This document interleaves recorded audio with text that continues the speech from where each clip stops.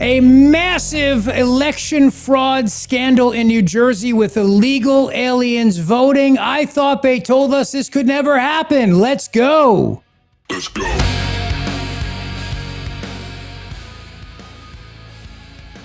Major breaking news here on the show today as New Jersey's Governor Mikie Sherrill admits there were 6,600 illegals, non-citizens, registered to vote in New Jersey, an election very near and dear to my heart, as you know, where my buddy Jack Ciattarelli was running for governor, and we said there had to be fraud in that election. There had to be. She's claiming that only 400 people voted. I'm going to play you the clip. This is Governor Mikie Sherrill. This is breaking news here. She says it's all due to a software glitch. Here you go. Before I became governor, a serious software error in New Jersey's motor vehicle system led to the improper voter registration of what we believe to be roughly 6,600 people in our state. When New Jerseyans applied for a driver's license or identification at the MVC, they were asked if they wanted to register to vote. In the case of this error, some individuals indicated that they weren't citizens and weren't eligible to vote, but the software registered them anyway. Wow. Imagine that. The software registered them anyway. I'm shocked. I thought that couldn't happen. I thought they told us this was conspiracy stuff. This was crazy. Why should states have to turn over their voter rolls? Why should we pass the Save America Act? Why should we ensure that only American citizens can vote? I mean, it's unbelievable. But does Mikie Sherrill, who is, as David Wildstein from New Jersey Globe put it, Sherrill orders an investigation as some of Trump's claims are validated. Yet the governor says Trump has zero credibility on election matters. Listen to this. Let me be clear. Donald Trump has zero credibility on the issue of election integrity. For the past 10 years, he's cried wolf and peddled bizarre conspiracy theories about fraud with no evidence. I saw the consequences of Trump's lies on January 6th. I was in the Capitol when he and his followers tried to steal the election and put the lives of hundreds of members of our law enforcement at risk. Every day has to come back to the high holy day of the left, January the 6th. And just a reminder, there's only 6 more months of shopping until the next Insurrection Day. So just remember that. Are you freaking kidding me? 6,600 illegal aliens registered to vote in the election. And Mikie Sherrill says Donald Trump has no credibility on the issue. We heard for years that Russia was the reason why Donald Trump won. We heard for years, and I'll play you the clips today on the show. Kamala Harris demanding paper ballots. We need paper ballots. The governor of Pennsylvania, Josh Shapiro, called Donald Trump's speech the other night a crazy-ass speech. We have the audio of that for you as well we're going to play. And yet here we are in New Jersey where they finally admit what we've already known. There is corruption. There's illegals voting. And Mikie Sherrill, the governor, says Donald Trump has no credibility on this. Are you kidding me? Are you kidding me? 35,152 non-citizens are registered to vote in New Jersey. That's what the president had alleged. And because the governor doesn't want to do any investigations into this, like a lot of other blue states don't want to do any investigations into this, they don't want to uncover the truth. But they were forced to uncover the truth here. And Mikie Sherrill thinks she's getting ahead of it. All she sounds like is a pathetic hypocrite. That's what it sounds like. Our preliminary analysis shows fewer than 400 individuals who were newly registered for the first time because of the error voted. They were registered as Democrats. Shocking, I know. And you know that there have been elections in New Jersey that have been so close. There was one in Bergen County that came down to one vote in Bergen County, New Jersey. And it was a mayor's race.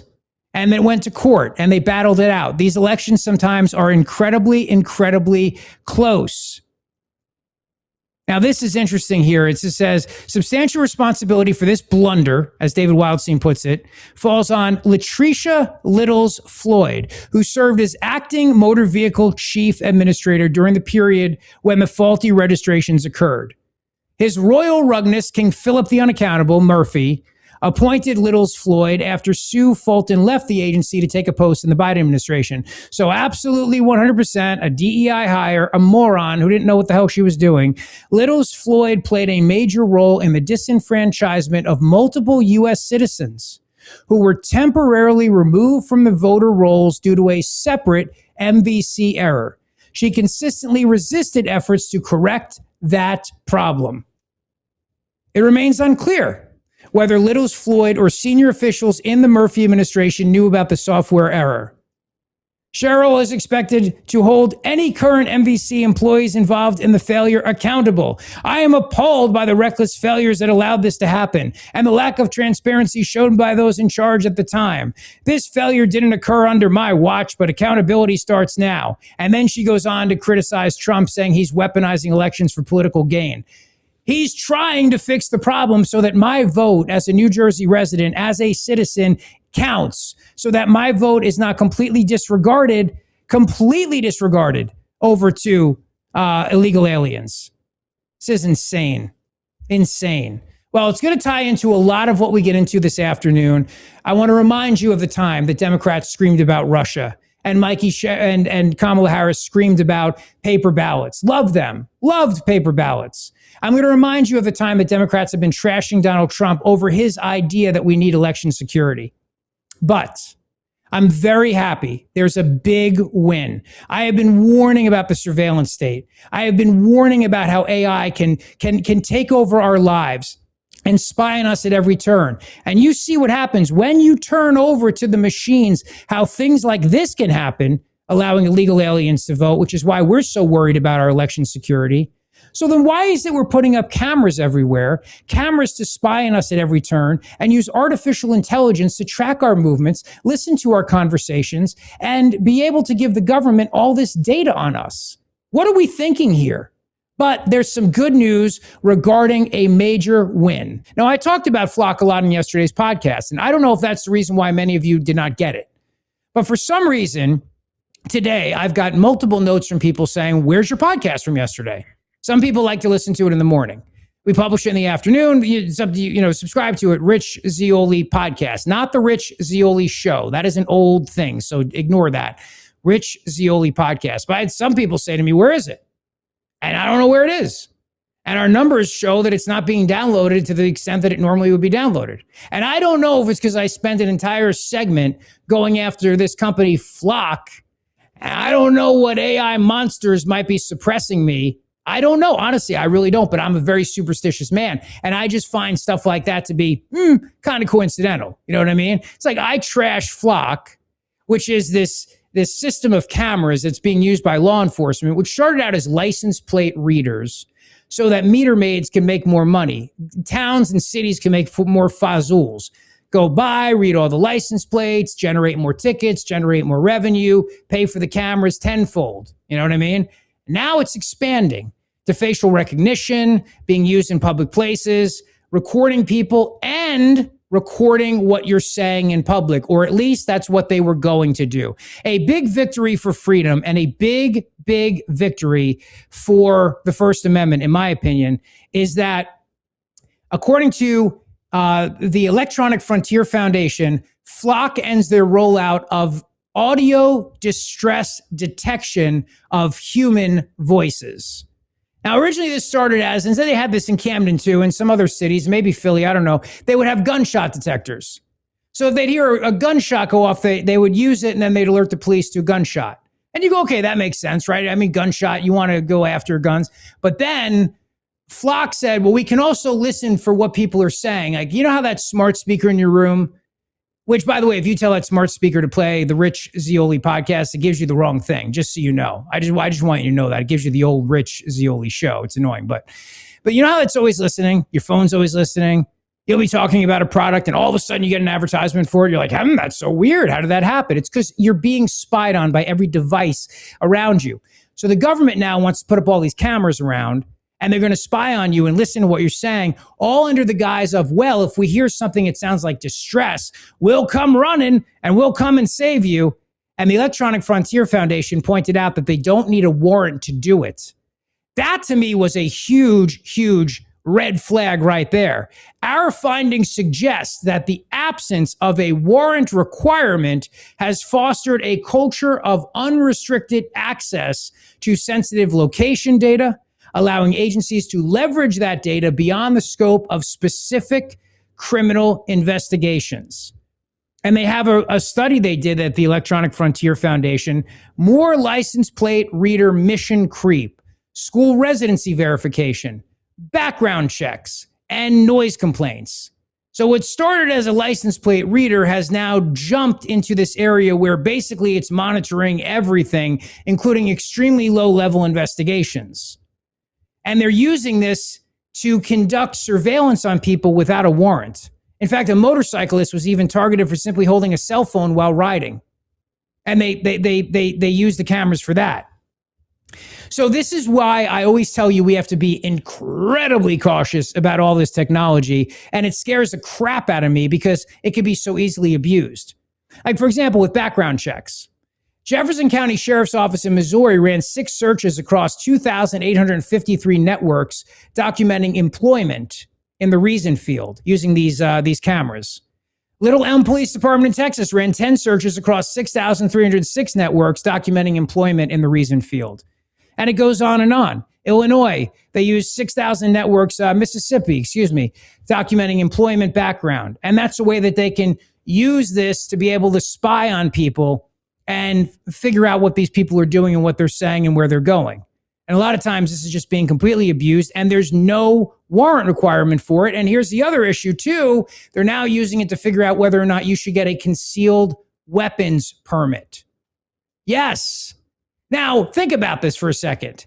You go to get a concealed carry permit, and then the government decides, well, let's tap into the Flock network and see if you're a good little boy or girl. See, that's exactly what I've been telling you about how this will be abused and will not just be simply used if you've done nothing wrong, you have nothing to fear.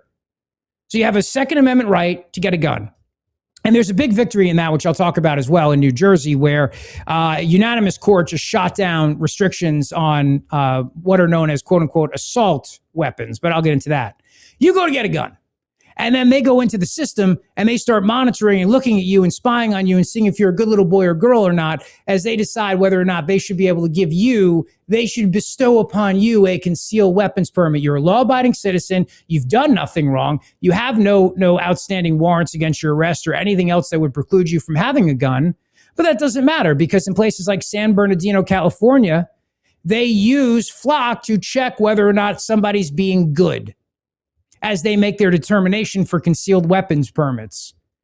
This will be abused so often, and they will turn around and say, well, mass surveillance technology is an important tool, and we have to make sure that we have the mass surveillance technology. And of course, since this is a gift to towns and to police departments, or maybe at a very discounted price, and it's all about making money off of you for breaking the law, for violating traffic codes and traffic laws, they're going to be up everywhere if people don't push back on this. And the idea that they can now spy on you and listen to your conversations, like that Gene Hackman movie, The Conversation, which is definitely not one of his best, but you know what I mean? It's Coppola, it's his thing, but but I'm saying, like, the idea that they can do that is a very scary, scary place that we're heading into. But the victory for now is that, at least for now, Flock has said we will not be listening to the public under the guise of so-called distress. And that is the big story of the hour, brought to you by Dr. Mike Veneria, Veneria Dental. Go see him today for your perfect smile. He's a great guy. He is a great friend, and he is the undisputed master of dental implants. So we have to realize that we've got to be vigilant against Chinese artificial intelligence, but we also have to be vigilant against people that want to turn the control over to the government so that they can ultimately make money off of the product that the government is using in a very regulated, competitive field. Now, this is all coming on the heels of President Trump talking about election security. The governor of Pennsylvania, who wants to run for president of the United States, Josh Shapiro, this is what he said in regards to President Trump's warnings about China attempting to hack our elections. I don't know, this group probably did. I don't know if you took the time to watch that crazy-ass speech the other night. Did you see that? I mean, let me tell you something. This guy is just unhinged. He's just untethered from reality. And he went on national TV in the White House and he insulted the American people's intelligence and he insulted Pennsylvania. He is continuing to attack our elections in Pennsylvania and really across the United States.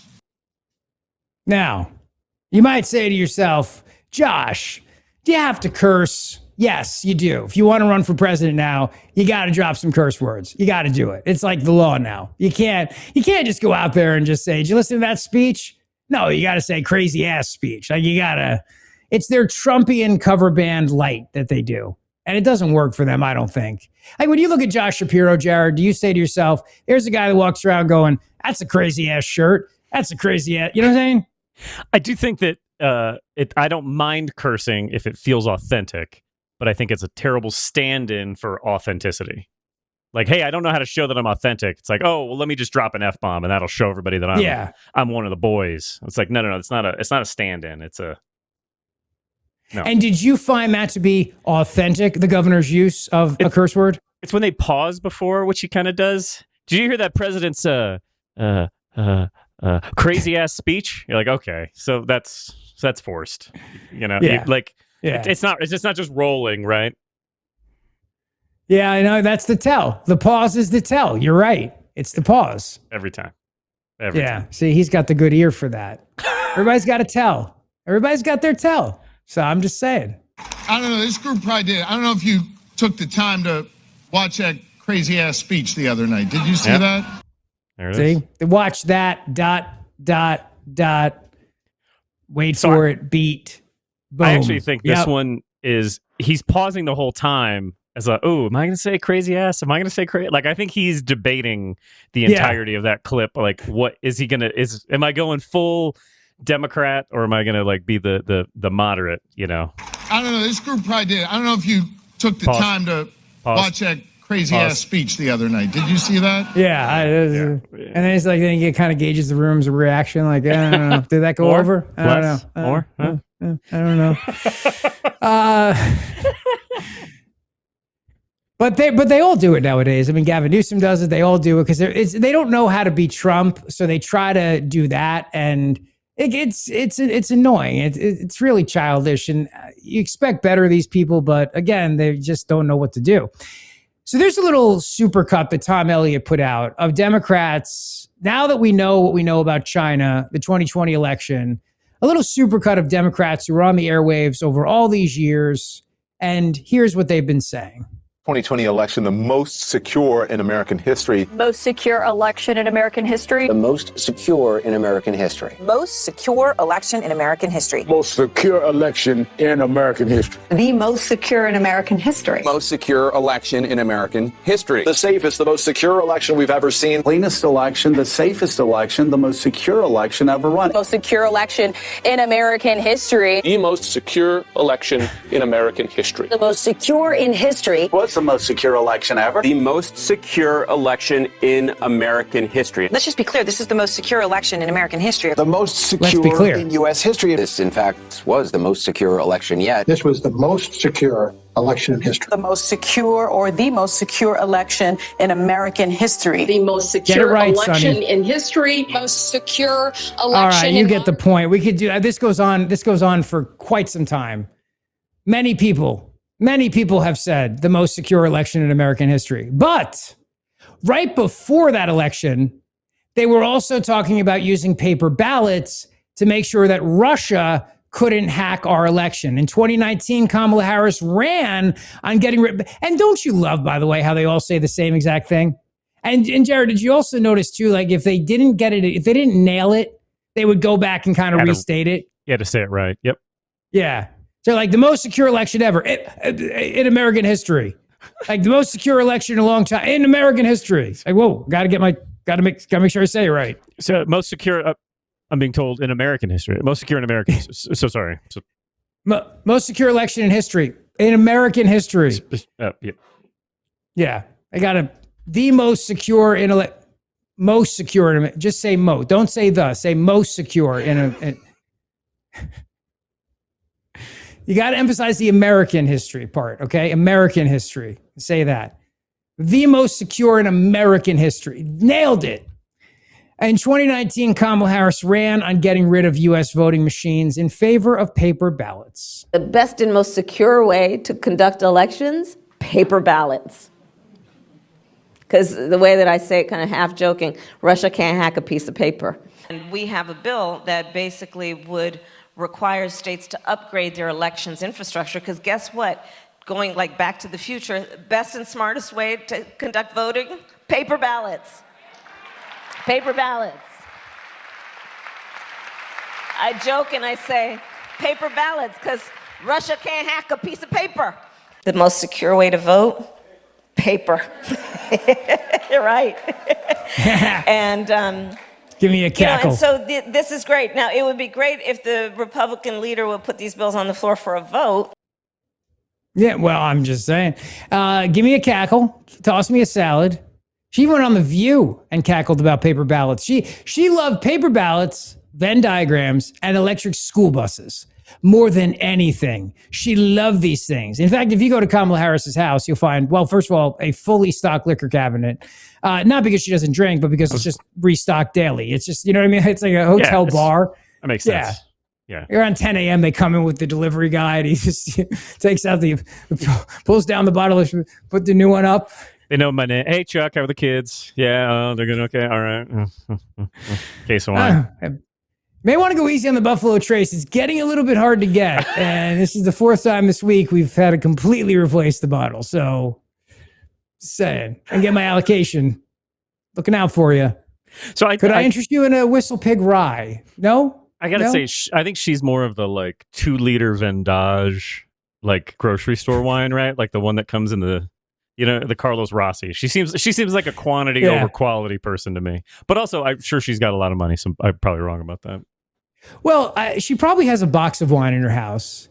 And it's the kind of thing where you never know how much you're really drinking because who could tell? You can't see the bottle because it's in a box, so you don't really know.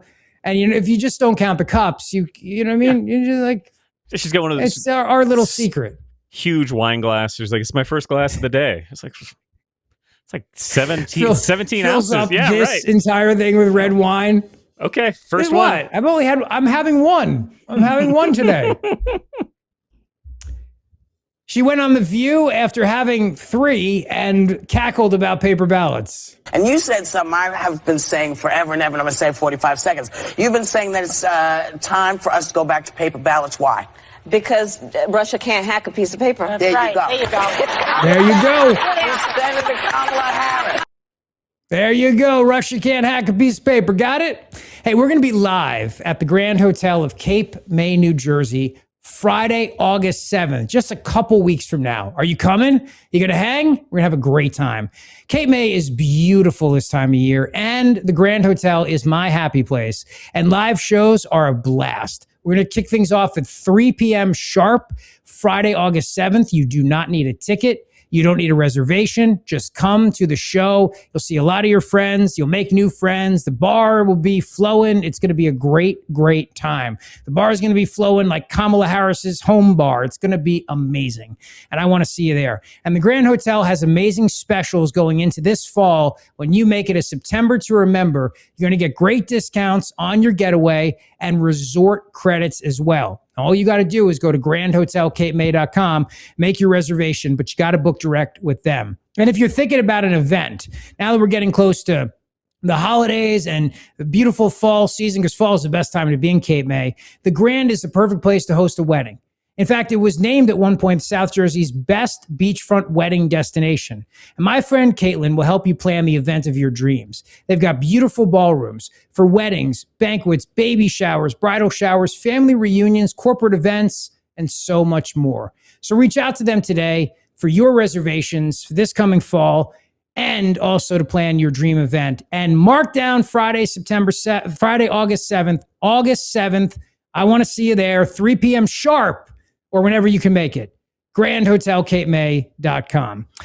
We've been talking a lot about socialism, and we will talk about socialism, but I want to get to this story about what happened in South Jersey, in Burlington County, Mount Laurel, New Jersey, at a Starbucks.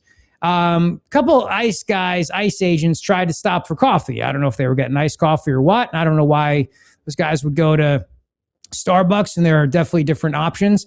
But there's a crazy wacko anarchist group that's located in South Jersey. Now, I live in South Jersey. I've never heard of this group. It's called the SJ Solidarity Collective.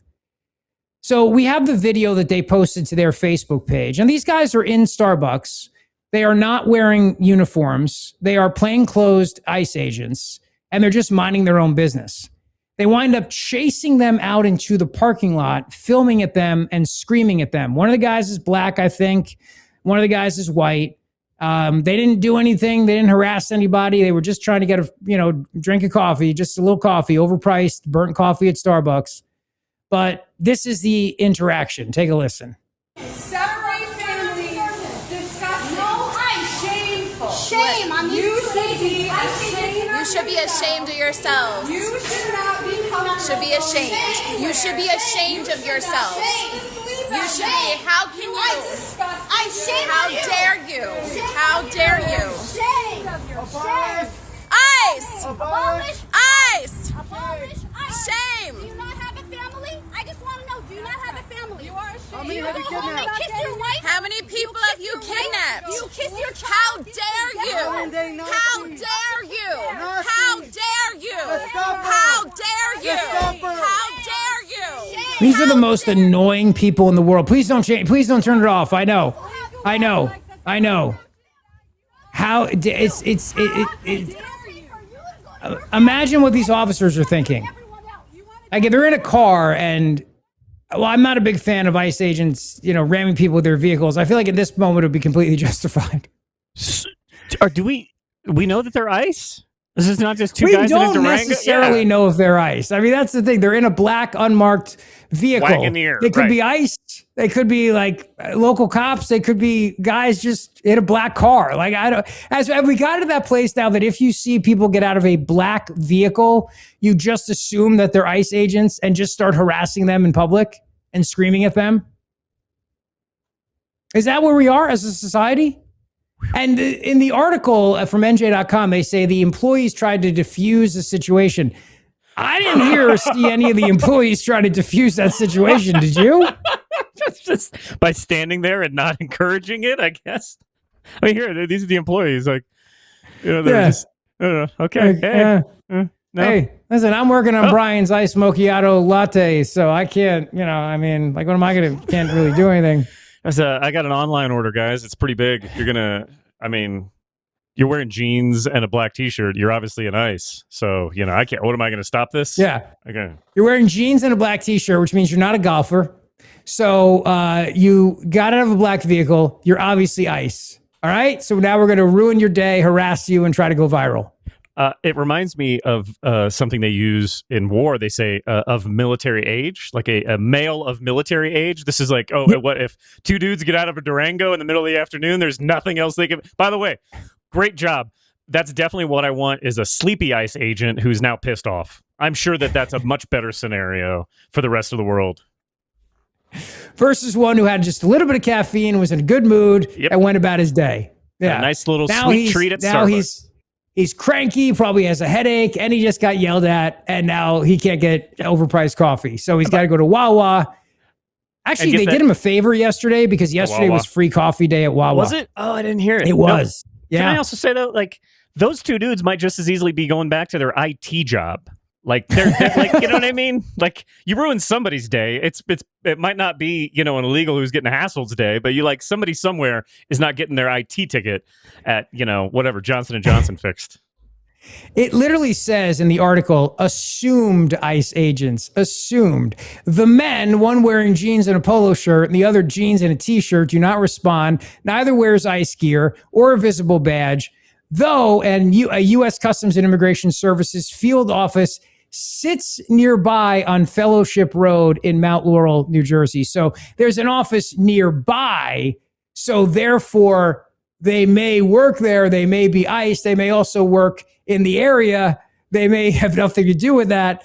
But nevertheless, a Starbucks spokesperson said Monday that the Seattle-based company was aware of an incident involving a group of customers disrupting another group at that location.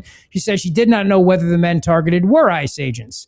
The spokesperson said employees attempted to de-escalate the situation, though those attempts are not seen or heard on the video. She added that employees are trained to try to... Wait. Like, they were just given good vibes, or like, what was their de-escalation? I am using my karma, you are my ambassador of Quan vibes to calm the situation. I'm unleashing my chi to calm everyone here in the parking lot at the Starbucks. I know you can't see it, but we were doing a great job. It's not on the video. It's too bad they were only shooting in the one direction. But you can't see behind them are just a bunch of people like, hey, like chill. But you can't see it because the employees got behind the. It's too bad. They were all sitting there doing the downward doggy yoga pose, and they were just below circle. The camera. Exactly. Yeah, it's too low. They thought that would de-escalate things. Just doing a little yoga. Woosah, like everybody would turn around and go, "Oh, they're doing yoga. Let's all join in." Assumed ICE agents. Come on, guys, jump on in here. Assumed ICE agents. It's just nuts, man. We're not. Look, two guys in a black car, and there's an ICE field office nearby. Let's go harass them and ruin their day. Rich, how long were these people sitting there waiting? I mean, listen, they've been we are not at peak ICE yelling, right? Like as a society, you know what I mean? How long this South Jersey, fascist group, whatever they are, they must have been at that Starbucks every single day for the last like 18 months, like just waiting for two 40-year-old dudes to get out of a black SUV so they could just do this moment. Like, well, you got to wonder if they were kind of casing the ICE facility and maybe called somebody who was at the Starbucks to say, "We just saw a black vehicle pull out. Okay, we're ready. You got everybody with the chant? How dare you? Let's practice." Yep. How dare you? No, get it right. Just like the most secure election in American history. Get it right. We're going to practice. You always jump the gun, Ross. Gotta. How dare you? No, how dare you? Say it's got to be the cadence. You got to. How dare you? No, you don't end it on a question mark like that. It's not a state question. It's a statement. You wouldn't be an Antifa if your mom wasn't head of this chapter, and everybody knows it. Get it right. Down. How dare you? No, that's not how you say it. And speaking of just nutty things that I've heard, Don Lemon, he came out and he said this regarding MAGA, and I had to play this twice just so I could make sure I heard this the right way. Now, it's gonna be one of those things where like you could yada yada something, you know what I mean? But you can't yada yada sex like that. Like, you can't just yada yada like the Holocaust. But literally, that's what Don Lemon does here in this clip. Cut 8.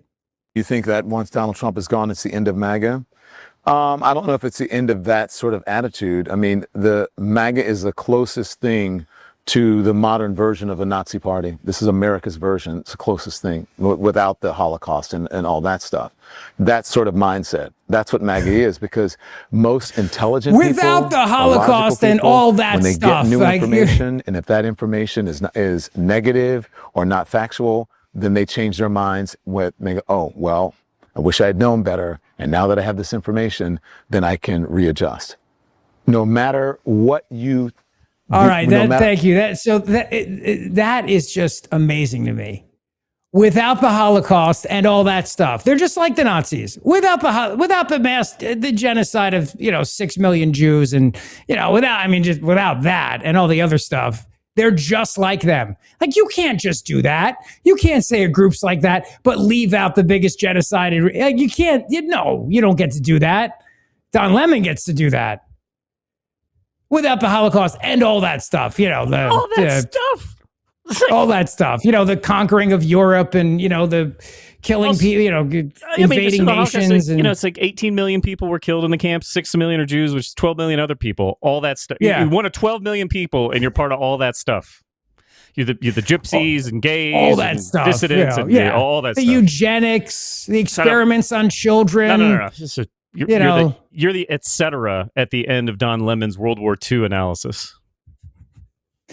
and all that stuff. Leaving aside all that stuff, they're just like them. So, okay, man, Yeah, I know. It's hard to imagine how these people can conjure up thoughts, but that's what we have. We have a lot of that going on.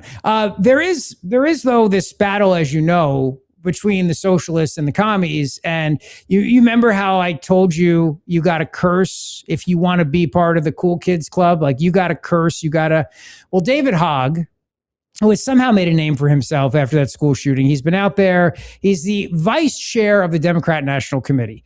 He's an all-out socialist.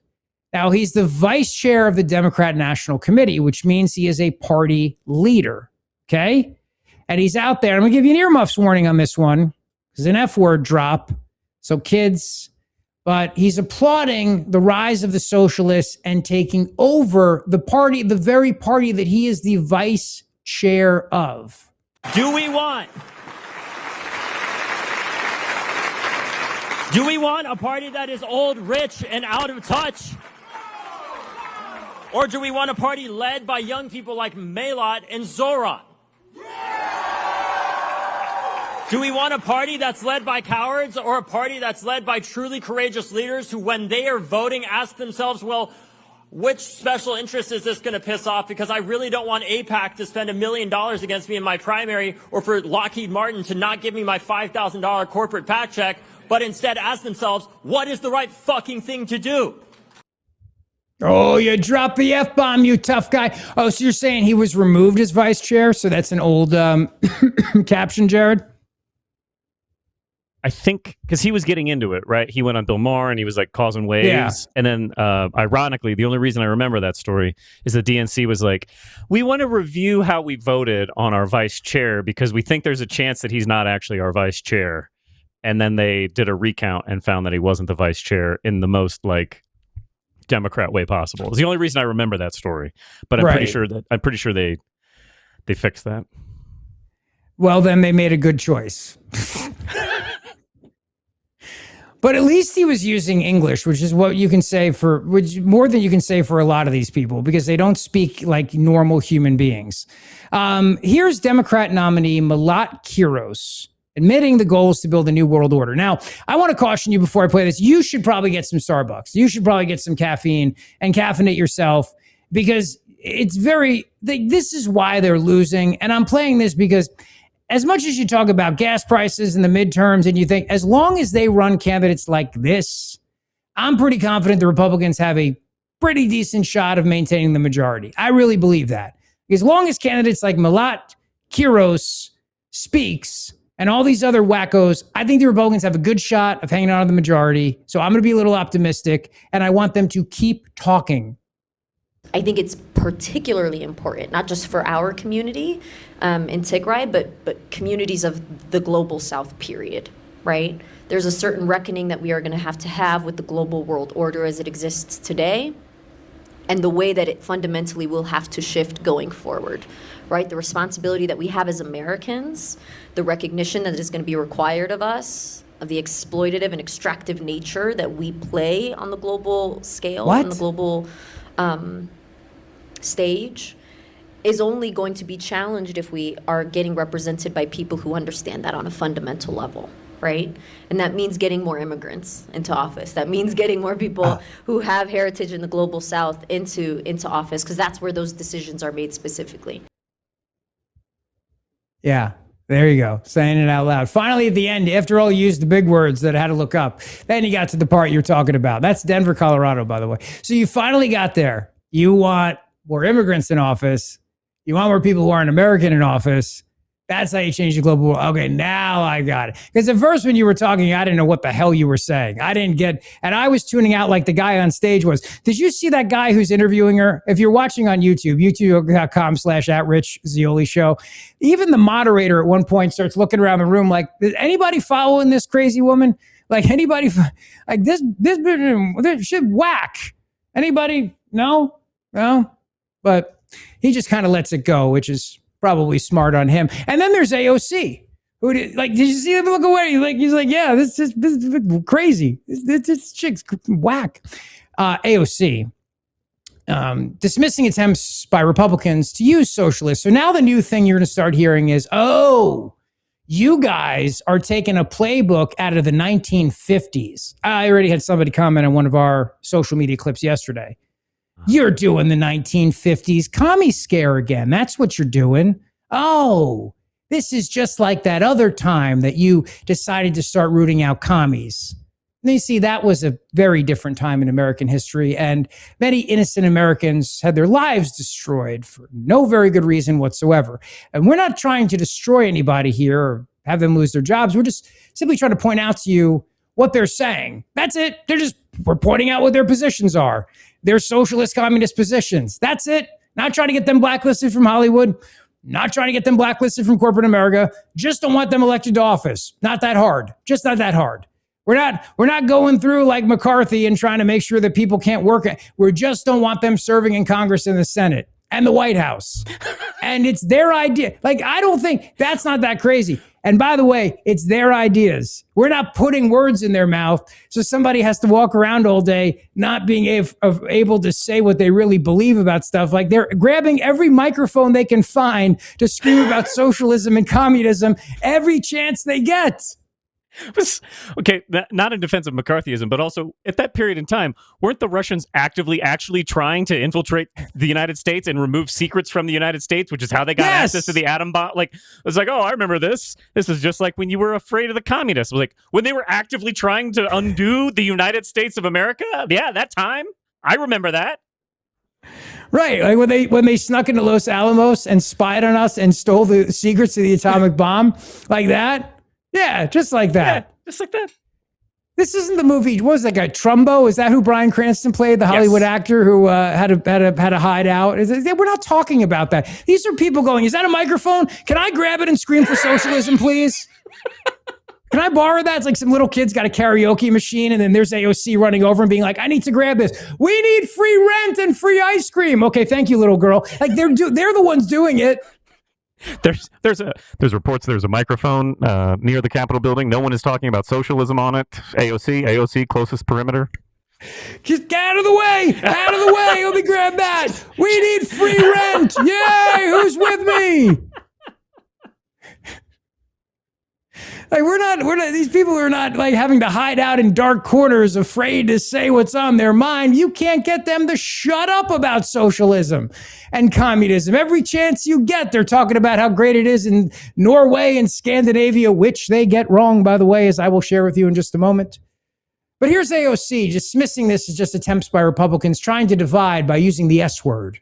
Congresswoman, quick question. What do you make about the fact that some Republicans, I was at the press conference earlier today, are now trying to make people like Daria Lisa, Vila Chevalier, and other socialists who won last week, they're trying to make them the face of the party and kind of say that they're extreme and out of touch? Or what are your thoughts about that? Because you went through that. Yeah. Right, and it doesn't work. So I think that they can try, they can put as much energy as they'd like into that.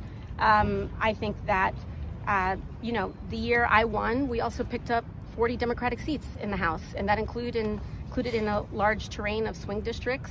And so if they want to pursue an unsuccessful strategy, I welcome them to doing so. Yeah, well, she's the it girl, and forcing other Democrats to also now go against capitalism, even people like Gavin Newsom, who I thought was maybe going to try to go in the moderate lane. I thought Shapiro was too. But I don't see that happening now. There's just way too much momentum with the socialists and the commies because there's a lot of microphones in America right now, and they're finding them very quickly. So even like guys like Gavin Newsom is embracing the ways of the Socialist Party. Do you like capitalism?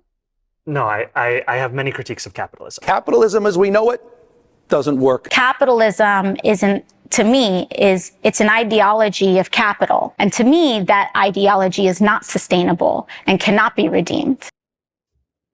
That was Zohran Mamdani, Gavin Newsom, and AOC. The fact that that Gavin Newsom is now in that club, what does that tell you right there? This isn't the purges of the 1950s where actors had to go underground because they wouldn't get parts in plays. They're now trying to sound like socialists. They're like, give me line, capitalism sucks, capitalism sucks. You see? That's what they're doing. That's what they're doing right now. They're actually asking for talking points to sound like a communist. They're not hiding. They want to be. Look at the guy yesterday. We put the clip out. He dressed like freaking Mao. Hassan Piker's got the Mao outfit. He's wearing. One of these guys going to dress like Che Guevara and walk down the Capitol steps. I mean, it's only a matter of time till somebody grows a Castro beard. Maybe Justin Trudeau. Funny. Sorry. Did you see on Hassan Piker's live stream, he was responding to people criticizing his Mao outfit. And he's like, why? Mao was awesome. Mao did everything great. Like, of course I support Mao. It's like, oh, okay. That's what we do now. Didn't Mao... I thought Mao might have killed people. I missed that day in history class. You know what? You probably went to a history class that called that the Communist Revolution and all the other stuff, which is the same one that Don Lemon went to. So you didn't... The ... and exactly. other stuff. Yeah.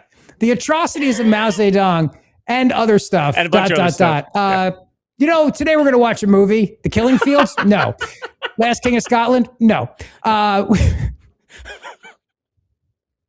We're putting on Shang-Chi in the Five Rings. It's basically a history of China. You're going to love it. And you really have to watch it to understand Avengers Doomsday, apparently. Doomsday's because coming out. The trailer's out. Doomsday's coming out. Yeah, who's this and guy? You gotta watch every Marvel franchise to understand even just the trailer. So absolutely. Can I just mention, though, I know this is off topic, but I watched the trailer yesterday, and up until the last 8 seconds, I was confused as hell. Didn't understand any of it. So I believe in the Russo brothers. And I was not that excited at the Odyssey trailer, and it was fantastic. So I'm going to give it time. I believe in the Russos. The Russos have not made a dog yet. Okay. Except for like for Marvel. They made a couple for other people. But a lot of those dogs that they made that weren't successful are being put in this movie. It's almost like taking your idiot brother who can't keep a job, hold a job, and bringing him into a highly successful company, and then being like, see, he's got a successful job now. It's kind of like that, what they're doing. It seems a little bit. I think that it tells you what you need to know, that they have found a reason to bring back Chris Evans, Captain America, and Tony Stark, Robert Downey Jr. That tells you the faith they have in the names. Which, by the way, didn't Chris Evans vow he would never play Captain America again? I would like to quote. I did an interview with the guy that played Crossbones. And I said, would you ever play Crossbones again? He goes, yeah, of course I would. Like, if you want to pay me, I'll play Crossbones right now. You think you're going to write me a check? Let's go. Like, all day long. Yeah. Yeah, Chris Evans, I'm sure he's got his morals. Right up until... Well, I had heard that he said he would never play Cap again. And by the way, I think he's the best Captain America. He's outstanding in the role. He's a huge, like, DSA member. I don't care about his politics, and I'm not going to stop watching a movie because of some of his politics. It's just funny to me that he's like, I'm never playing this role again. Has a couple $1 million. He's like, give me the shield. You know? Well, I'll tell you that I've been in... And I'm sure he's going to give all that money to charity. Yeah, or he's waiting for the government to take it. If they take it, he'll give it. Yeah. It reminds me, though, Rich, I've been doing this a long time. I've been through quite a few final Eagles tours. The last tour ever. And then somebody makes some bad financial decisions, and here we are. Eagles are on tour again. It's never say never again, basically, right? Yes. Thank you, Sean Connery. Sir Sean Connery. Rest his soul. Let me tell you about Tri-County Auto, the great people over there, and the great specials that are going on right now for you. So, my wife and I bought a car recently from Tri-County Auto. Bought a beautiful Toyota Sienna minivan. Love it. Love driving it. I love the fact that it is beautiful and it's made in America. All those things matter to me. And you can get the specials at Tri-County right now. As their July 4th sale goes all throughout July.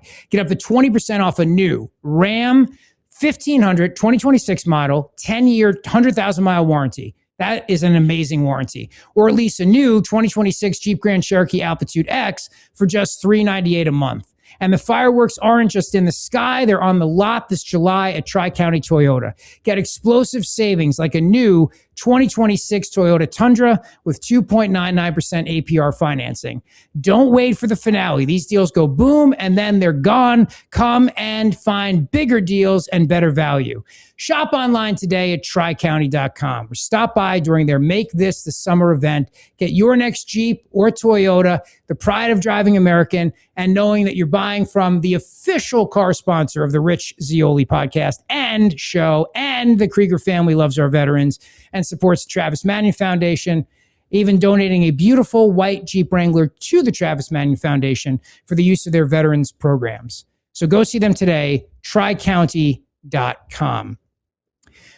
Well, we are cooking with gasoline today. We got a lot going on. I appreciate it. I did want to update you on this case in New Jersey, which I think is a big victory for the Second Amendment. I'm going to do that in just a second. But to kind of keep the momentum going here of what's happening with the rise of socialism and communism around the world. In England yesterday, the new prime minister spent time completely trashing Margaret Thatcher. And to show you how I believe these things happen in waves, it's, starts in cities and then it spreads to the burbs and then it spreads to the purple states and then it spreads globally. And if you look through history, there's these cycles where you have the rise of socialism. I'll give you a great example. The president who I despise more than any president of the 20th century, of course, is Woodrow Wilson.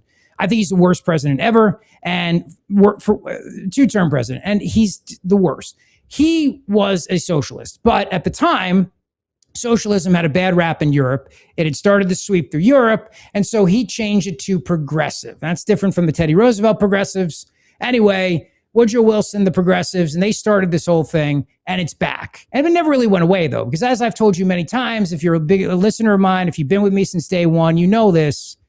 I have proven before, I'm not going to do it now, there's an unbroken line of progressivism going all the way back to the Confederate States of America, to Woodrow Wilson, to FDR, to Lyndon Baines Johnson, to Barack Obama, to Joe Biden, AOC, Bernie. This is not new. This is why all these people who are like, well, this is not your father's Democrat Party. There were periods of time when the Democrat Party was normal, like JFK, Bill Clinton. Not normal what he did like behind closed doors in his office, but normal in the sense that he'd work with Republicans, pass a balanced budget, be whatever he had to be because he was a shapeshifter who just wanted to win. And then you had a lot of Democrats who were like normal blue-collar union guy Democrats. But the socialists have always had a home in the Democrat Party. Margaret Thatcher was, of course, a stalwart defender of the private sector. Britain's new prime minister, Andy Burnham, as Reason.com points out, promises stronger public control of their stagnating economy. His seventh prime minister in a decade inherits weak growth, record high taxes, and a swelling welfare bill. His proposed cure is an even larger role for the state. He spent all this time trashing Margaret Thatcher, trashing her. She hasn't been around in decades. His acceptance speech after becoming leader of the Labour Party outlined some of his political vision. And as he went through all this, you find exactly he wants to go on and a new political model and a new economic model rallied against former Prime Minister Margaret Thatcher's free market reforms. Quote, in the 1980s, Britain took some wrong turns. Political power was centralized, economic power privatized, large parts of the country deindustrialized, and they still haven't recovered. Many feel as though they're still in decline and they don't have the ability to turn things around. And that's why we will change politics to make it more collaborative, more about problem solving than point scoring.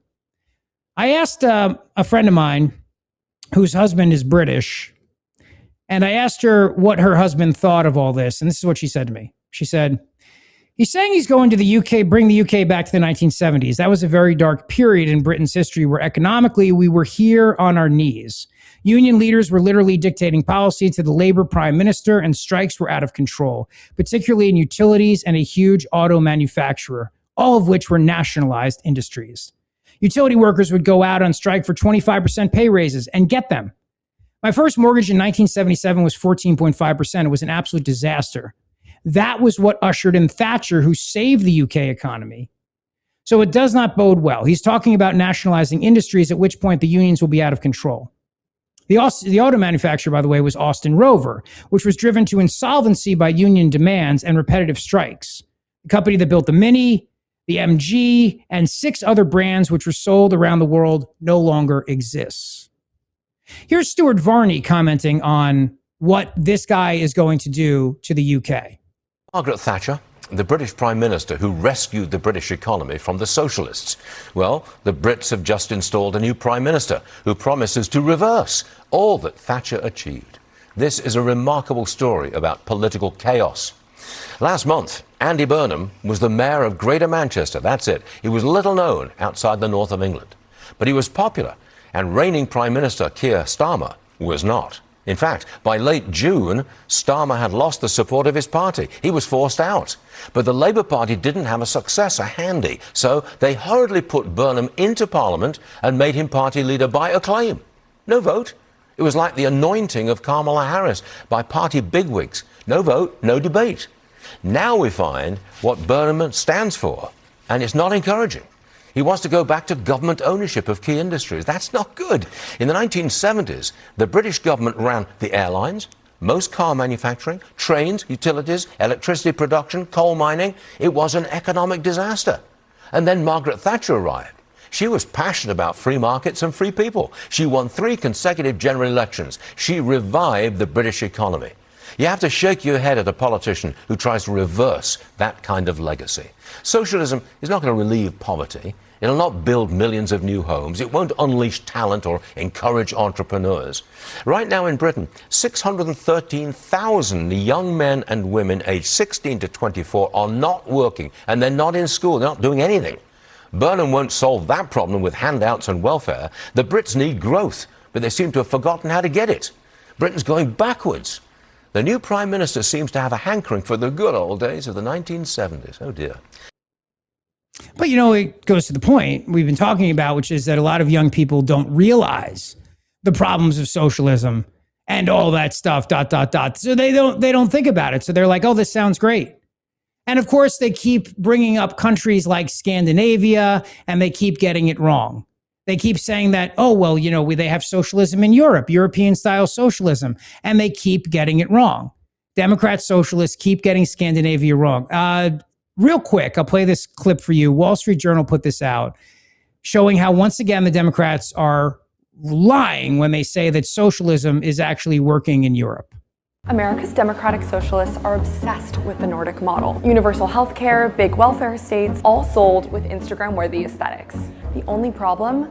These countries aren't socialist. Their economies are highly competitive free markets, built on private ownership and global trade. Finland, Denmark, Iceland, and Sweden consistently rank among the top 15 countries with the most economic and personal freedom. Scandinavian countries do offer more public services than the US, but they're paid for by broad and steep taxation. And it's not like the citizens are just sitting around collecting benefits.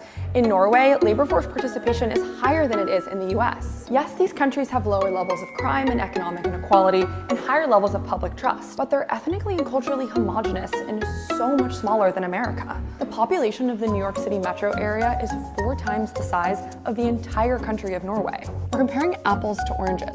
By the way, Norway is Western Europe's largest oil and natural gas producer. That's the reason for their economic success, not the welfare state. If today's socialist sympathizers really want inspiration, they should look to Cuba, Venezuela, North Korea, Soviet Russia. I wonder why they never mention those countries. And all that stuff. ...